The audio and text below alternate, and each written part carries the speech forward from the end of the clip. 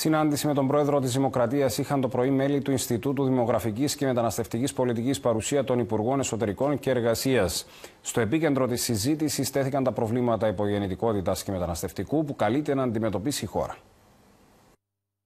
Τα προβλήματα της υπογεννητικότητας και του μεταναστευτικού τέθηκαν το πρωί επιτάπητος σε συνάντηση που είχε ο πρόεδρος της Δημοκρατίας με μέλη του Ινστιτούτου Δημογραφικής και Μεταναστευτικής Πολιτικής, παρουσία των Υπουργών Εσωτερικών και Εργασίας.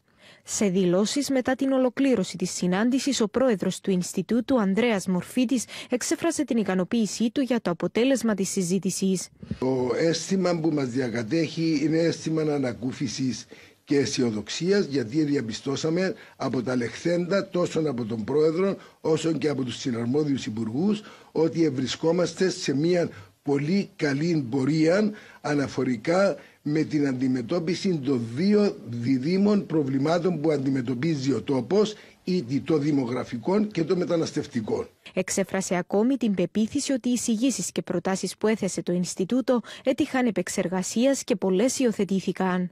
Έχουν υποβληθεί πληθώρα προτάσεων όσον αφορά την αντιμετώπιση των γκέτο, την αντιμετώπιση των Σύριων μεταναστών, την αντιμετώπιση των μεταναστών από την υποσαχάρια Αφρική, το καθεστώς εργοδότησης των αιτητών ασύλου και άλλα.